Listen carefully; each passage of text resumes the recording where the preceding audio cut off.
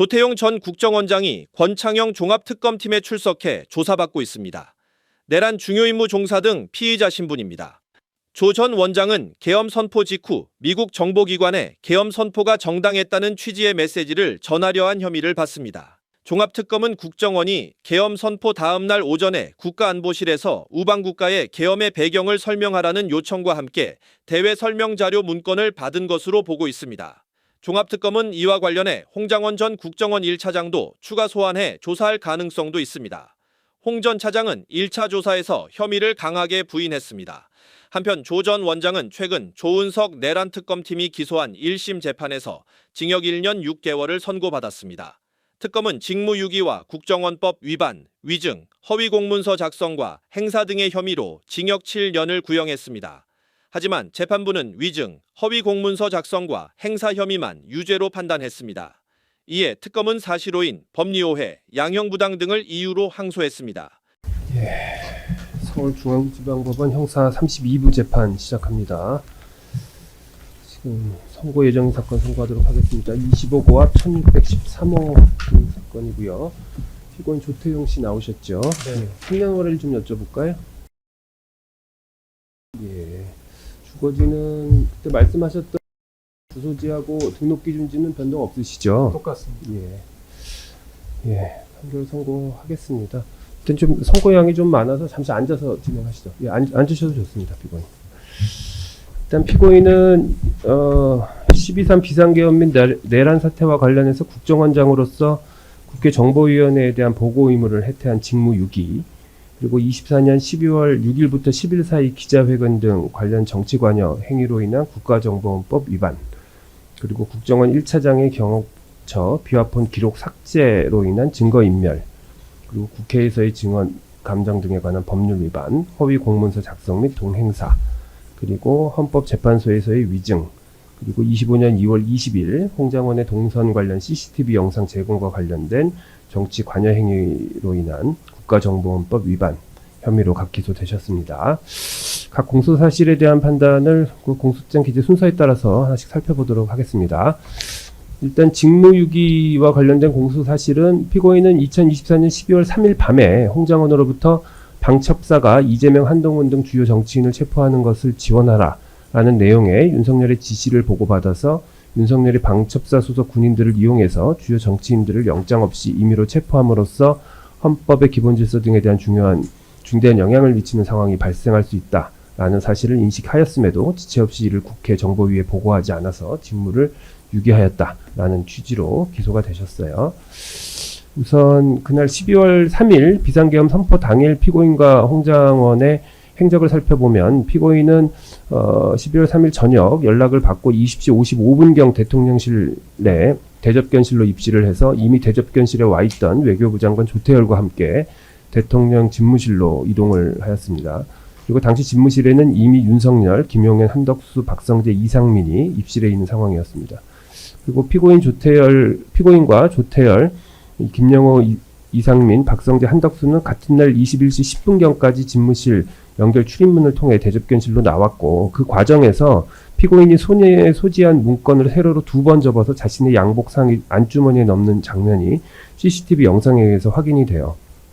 그리고 한편 홍장원은 같은 날 저녁에 윤석열의 전화를 받고 대기하고 있다가 비상계엄 선포 후인 22시 53분경 윤석열과 통화하면서 봤지, 비상계엄 발표하는 거 이번 기회에 싹 다 잡아들여, 싹 다 정리해, 국정원에도 대공수사권 줄 테니까 우선 방첩사를 도와 지원해, 자금이면 자금, 인력이면 인력 무조건 도와 라는 말을 들었습니다. 그리고 홍장원은 윤석열의 위 지시 내용을 확인하기 위해서 여인영에게 전화를 했고, 여인영은 홍장원에게 저희 체포조가 나왔는데 소재 파악이 안 돼요, 명단 불러드릴게요 라고 말하면서 체포 대상자로 이재명, 한동훈 등을 불러주었습니다. 피고인은 그날 12월 3일 23시 30분경 1차장인 홍장원과 2, 3차장 그리고 기획조정실장이 참여하는 정무직 회의를 국정원에서 개최를 했고, 홍장원은 위 정무직 회의가 종료된 이후에 23시 50분경에 피고인의 집무실을 찾아와서 독대 보고를 한 사실이 나와요. 이와 같은 사실을 기준으로 피고인이 비상계엄 선포 전에 대통령 집무실에서 문건을 수령했던 사실은 위에서 살핀 것처럼 인정이 돼요. 근데 그 과정에서 피고인이 직접 계엄 관련 조치 사항이나 지시, 특히 정치인 체포와 관련된 지시를 윤석열로부터 받았는지를 살펴보면 당일 대통령실 집무실 및 대접견실에서 피고인 외에도 한덕수, 이상민, 조태열, 최상목 등이 윤석열로부터 문건을 수령했는데 한덕수는 당시 대국민 담화문 및 포고령을, 그리고 이상민은 주요기관 봉쇄 계획 및 단전단수 조치의 지시 문건을, 그리고 조태열은 재외공간 지시 문건을, 그리고 최상목은 예비비 및 국회 자금 차단, 국가 비상 입법기구 관련 예산 편성에 관한 문건을 수령한 걸로 나옵니다. 근데 이처럼 당시 윤석열과 김용현이 그러니까 당시 윤석열과 김용현은 이상민이 수령한 문건과 같이 계엄 당일 실행 조치를 시간대별로 기재한 문건뿐만 아니라 조태열, 최상목이 수령한 문건과 같이 계엄 선포 후에 각 부처에서 일반적으로 취해야 될 조치 사항이 기재된 문건 또는 대국민 담화문이나 포고령 등 여러 유형의 문건을 당일 교부한 걸로 보이고, 당시 대통령실에 있던 국무위원 중 피고인이 수령한 문건의 내용을 보거나 윤석열 등이 피고인에게 계엄과 관련된 구체적인 지시를 한 걸 목격한 사람이 특별히 없는 점 등을 고려해 볼 때 피고인에게 교부된 문건에 정치인 체포와 관련된 구체적인 지시가 있었는지 여부는 불분명하고, 달리 피고인이 대통령실에서 정치인 체포 관련 지시를 받았다는 사실을 인정할 만한 증거가 없어요. 다음으로 홍장원이 피고인에게 독대한 보고 내용을 살펴보면 대통령께서 전화를 주셨다, 대통령께서 방첩사를 지원하라고 하셨다는 점에서는 피고인과 홍장원의 진술이 일치해요. 다만 홍장원이 한동훈, 이재명을 잡으러 다닌다는 말을 하면서 그 주체로 방첩사를 명시했는지 여부에 있어서만 두 사람의 진술이나 주장이 다릅니다. 피고인은 수사기관에서부터 이 법정에 이르기까지 일관되게 당시 홍장원이 방첩사가 정치인을 잡으러 다닌다고 말하지 아니해서 단순히 풍문을 언급하는 정도로만 생각했다라고 주장하고 있는 반면에, 홍장원은 방첩사에서 정치인들을 잡으러 다닌다고 분명히 말했다라고 또 일관되게 진술하고 있습니다. 홍장원은 24년 12월 6일 12시 14분경에 국회 정보위원장실을 방문해서 국회 정보위 소속 국회의원 신성범, 이성건, 김병기가 배석한 자리에서 계엄 당일 윤석열로부터 싹 다 잡아들이라는 말과 함께 방첩사를 지원하라는 지시를 받은 사실, 그리고 방첩사령관 여인영으로부터 한동훈, 이재명 등 체포 대상자 명단과 함께 이들에 대한 위치 확인 지원 등의 요청을 받은 사실, 그리고 피고인에게 독대 보고한 사실을 모두 진술했어요. 근데 김병기 위원은 위와 같은 홍장원의 발언을 정리해서 언론 브리핑을 했는데, 그 언론 브리핑 자료에는 홍장원이 보고한 내용 중 기억하는 건 한동훈, 이재명을 잡으려 한다고 이야기를 하니까 피고인이 내일 아침에 이야기합시다 라고 말하며 더 나아가 이야기하지 않으려 하였다는 취지로만 기재가 돼 있고, 더구나 김병기 위원은 수사기관에서 홍장원이 국회 정보위에서 독대 보고 당시에 정치인 체포 주체를 언급한 사실이 있는지를 묻는 질문에 대해서 제 기억으로는 한동훈, 이재명을 잡으려 한다 라고만 말한 것으로 들었다 라고 말하면서, 다만 그에 앞서 홍장원이 대통령이 방첩사를 지원하라고 한다 라는 말을 했기 때문에 저는 당연히 방첩사가 한동훈, 이재명을 잡으려 한다 라는 의미로 이해하였습니다 라고 진술했어요. 그래서 결국 국회 정보위에서 홍장원이 독대 보고 당시 피고인에게 정치인 체포 주체를 명시하여 보고했다라는 취지로는 김병기 의원이 진술하지를 않았어요. 그런데다가 또 홍장원 본인은 이 국회 출석 전에 자신이 정보위에 보고할 내용을 메모로 정리를 했는데, 그 메모 내용을 보면 피고인에게 독대 보고한 내용과 관련해서 대통령께서 전화를 주셨습니다. 원장님이 미국 출장을 가신 줄 알았나 봐요. 방첩사를 지원하라고 합니다. 한동훈, 이재명을 잡으러 다닌다고 합니다 라고만 기재돼 있고, 역시 한동훈, 이재명을 잡으러 다닌다는 기재에는 방첩사를 특별히 표시하지 않았어요. 그리고 홍장원의 진술에 따르더라도 홍장원은 정무직 회의를 마치고 피고인에게 독대 보고를 하면서 자신이 윤석열로부터 방첩사를 지원하라는 지시와 함께 싹 다 잡아들이라는 말을 들은 사실, 그리고 여인영과 통화하면서 체포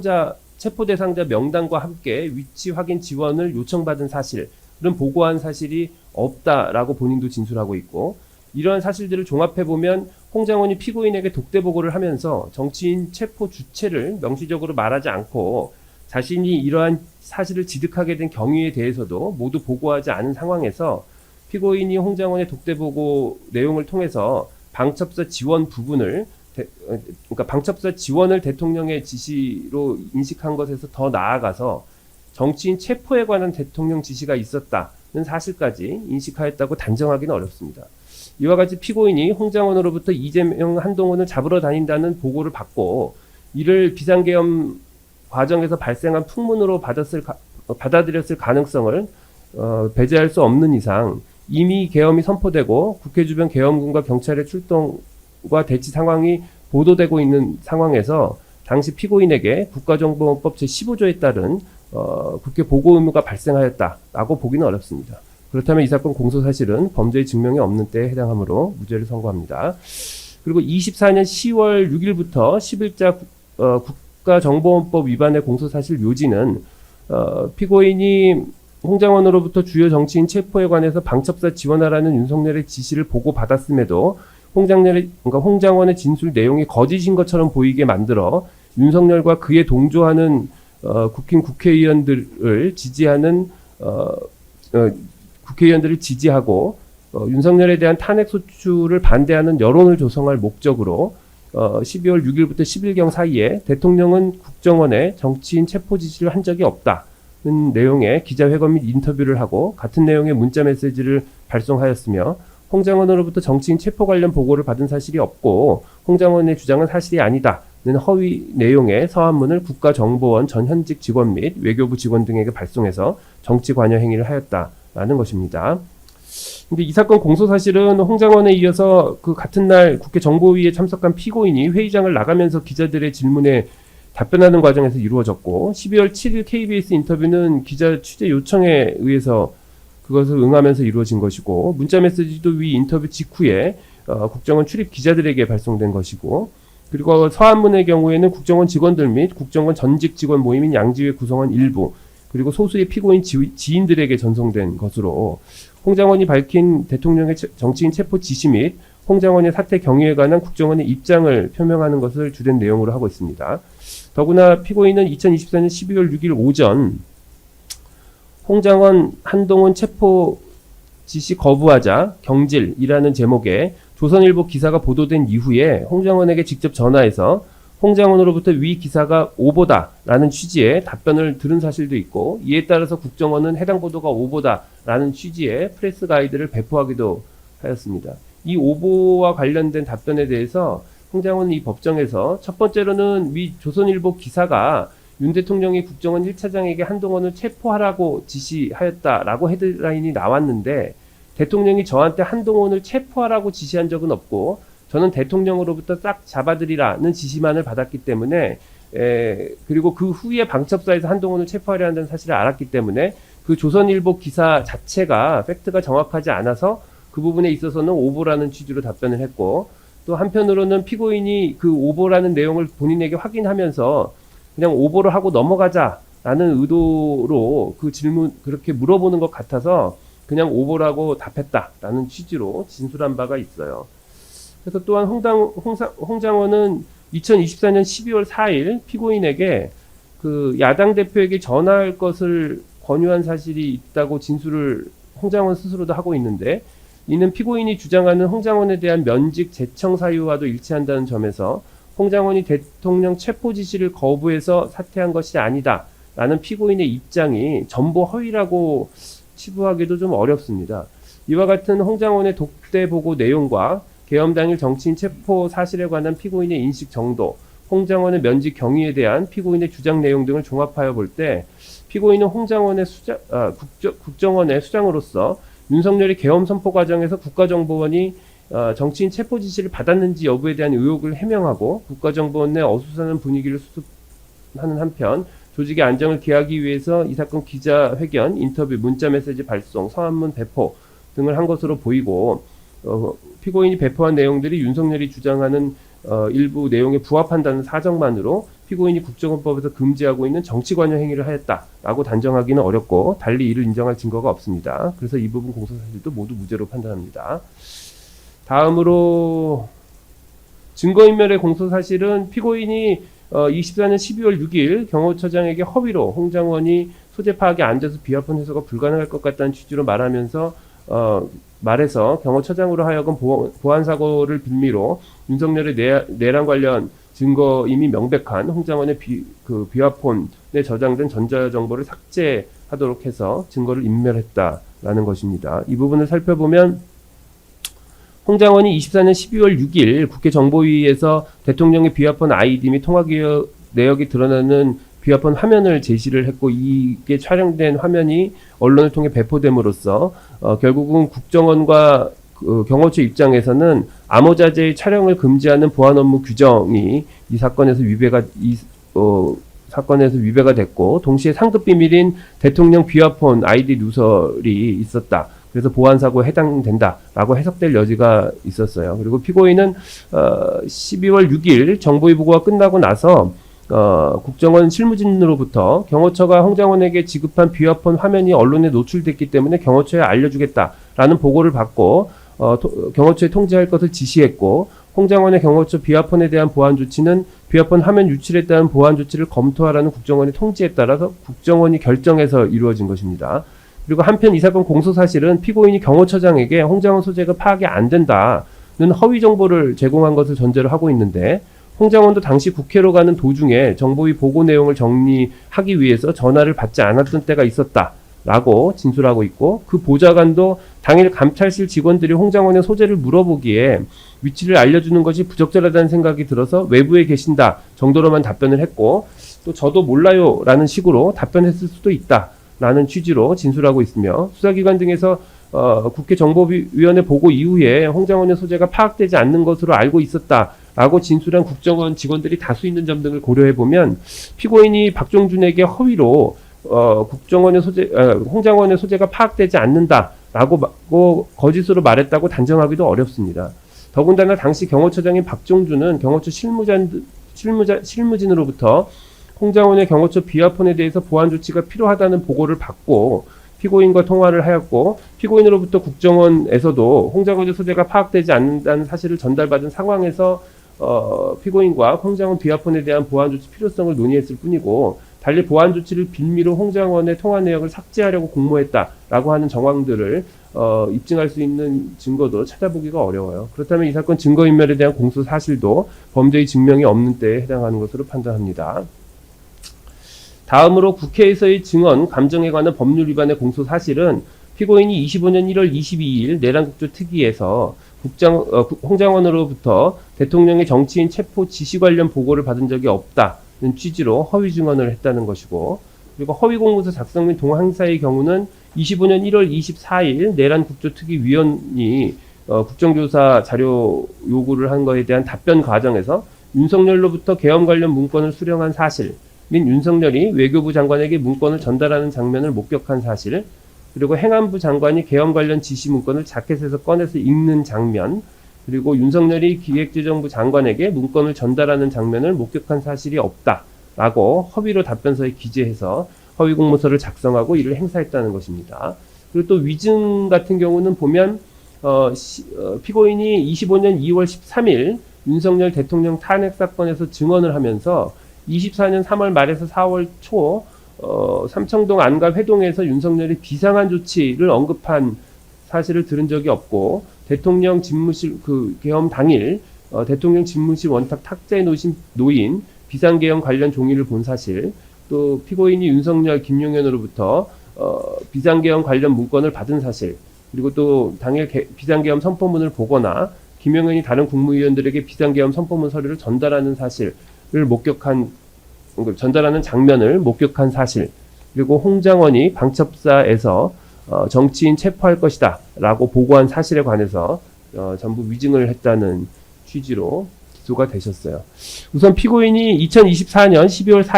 3일 계엄 선포 전 대통령실에서 윤석열로부터 계엄 관련 문건을 수령한 사실 및 윤석열이 외교부 장관에게 문건을 전달하는 장면을 목격한 사실이 있는지와 관련한 허위 공문서 작성 및 동행삭제, 그리고 위증죄 부분을 살펴보도록 하겠습니다. 이에 대해서 피고인은 당시 기억에 반해서 기억에 따라서 답변서를 작성한 거고 증언한 것이기 때문에 허위 공문서 작성이나 위증의 고의가 없다는 취지로 다투고 있어요. 근데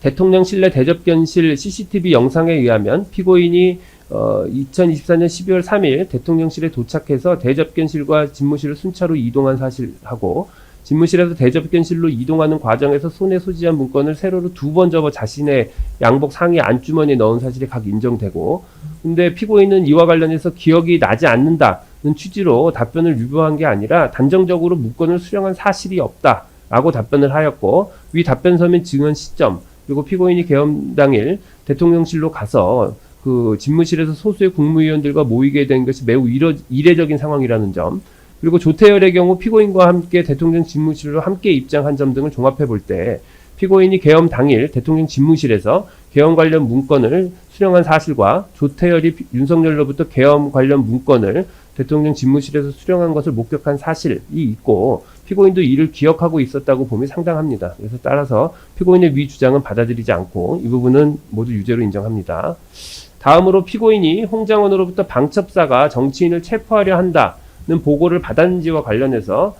국회 증감법 위반 부분 및 위증에 대한 공소사실을 살펴보면 이미 살펴본 바와 같이 홍장원의 보고 내용과 그에 대한 피고인의 주장 내용 등을 종합해 볼 때 피고인이 이를 허위로 증언했다고 단정하기는 어렵고 이를 인정할 증거가 부족합니다. 그래서 국회 증감법 위반에 대해서는 주문에서 무죄를 선고하고 위증죄에 대해서는 일부 위에서 본 것처럼 유죄로 인정된 부분이 있어서 주문에서 따로 무죄를 선고하지는 않습니다.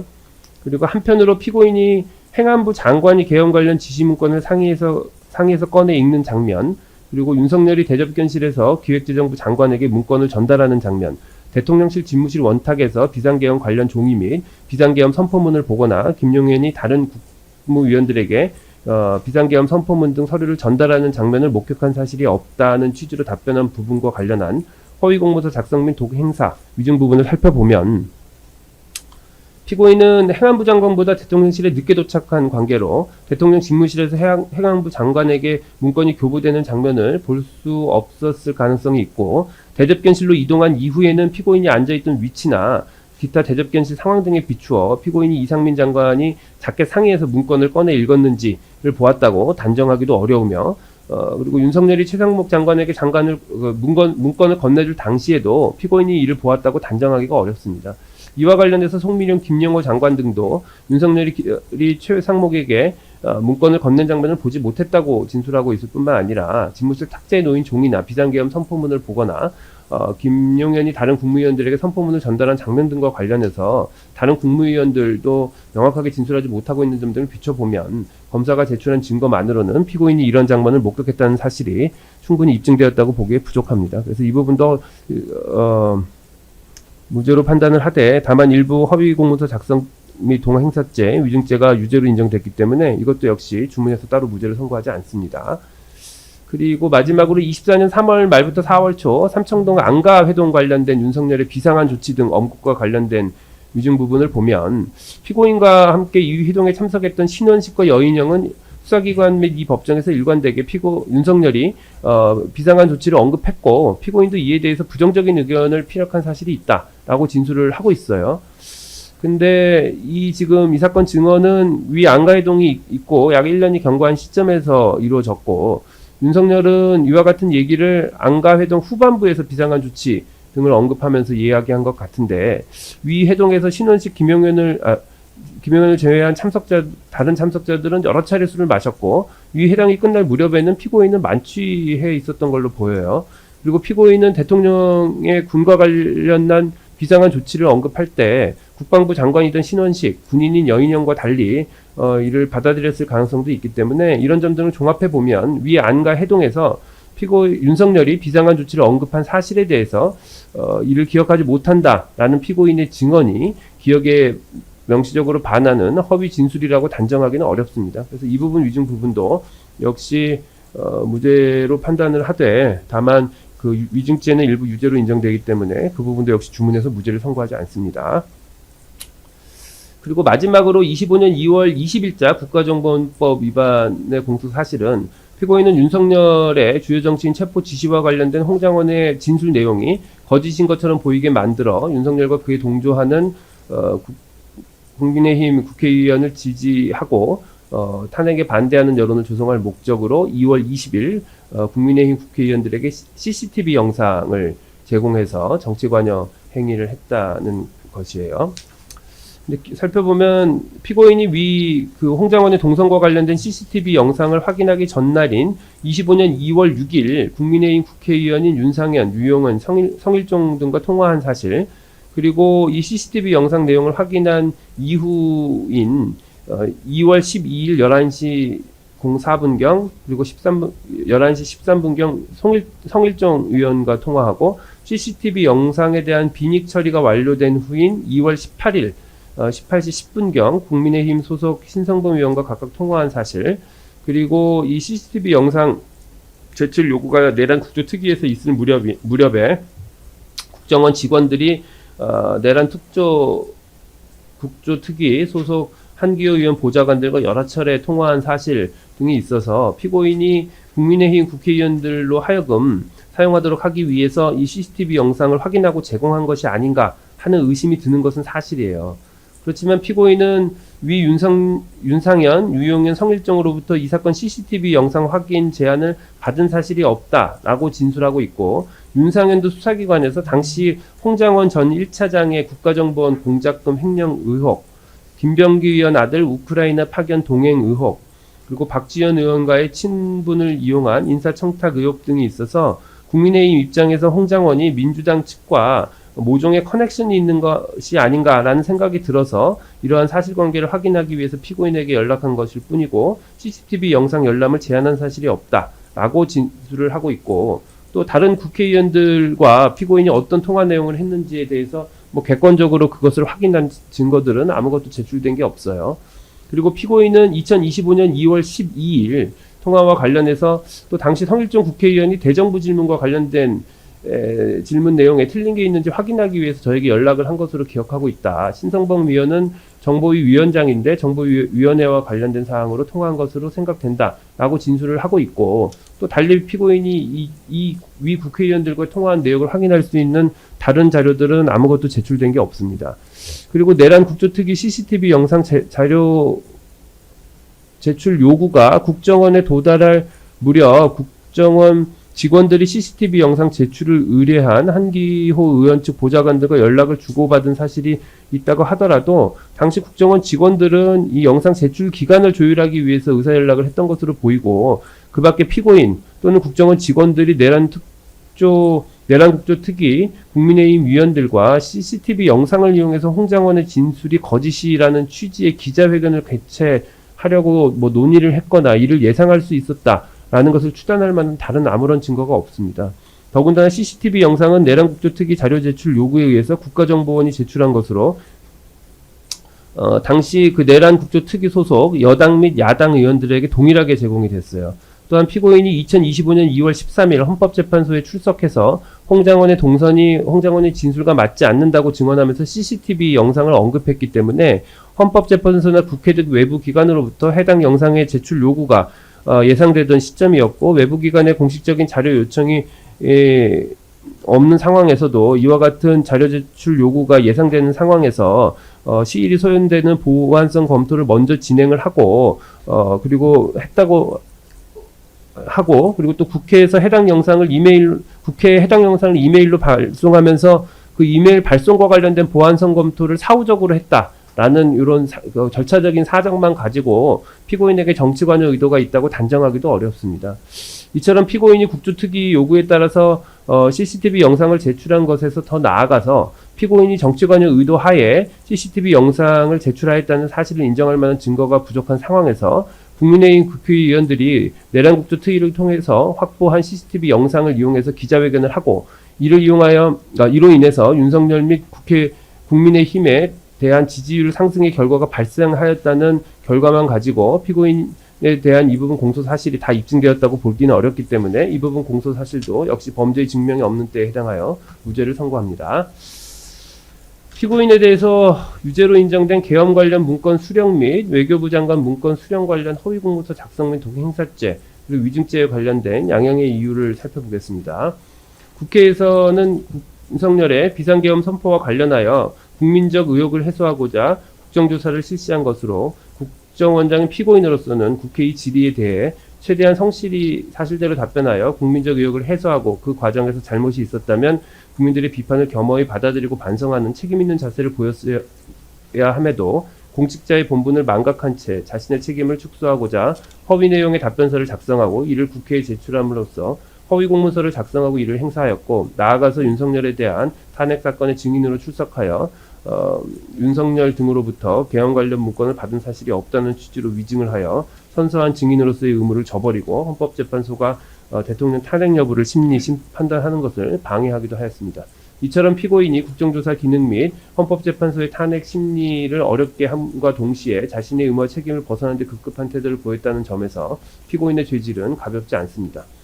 당시 피고인은 국정원장으로서 윤석열의 계엄 선포와 내란 사태와 관련해서 국정원의 관여가 논란이 되고 있던 상황에서 이를 차단하려는 의도에서 이와 같은 행동들을 했던 것으로 보이는 점을 감안하고, 그 밖에 피고인의 나이, 성행, 경력, 직업, 전과 등 여러 가지 양형 요건을 종합적으로 고려해서 주문과 같이 형을 선고합니다. 자, 피고인 잠시 일어서시죠. 주문. 피고인을 징역 1년 6개월에 처한다. 이 사건 공소 사실 중 직무 유기의 점, 각 국가정보원법 위반의 점, 증거 인멸의 점, 국회에서의 증언 및 증언 감정 등에 관한 법률 위반의 점은 각 무죄. 피고인 지금 선고된 것 중에 일부 무죄 판결이 있어서 그 부분은 공시될 수 있는데, 이 부분 공시 혹시 희망하시나요? 공시 희망하세요? 제가 잠깐 변호사랑 예. 좋습니다. 네, 좋습니다. 예, 이 부분은 저희가 공시하도록 하겠습니다. 피고인이 유죄 부분에 대해서 불복하시게 되면 7일 이내에 이 부분에 항소장 내셔서 항소심 재판 받으시면 됩니다. 예, 재판 마치겠습니다.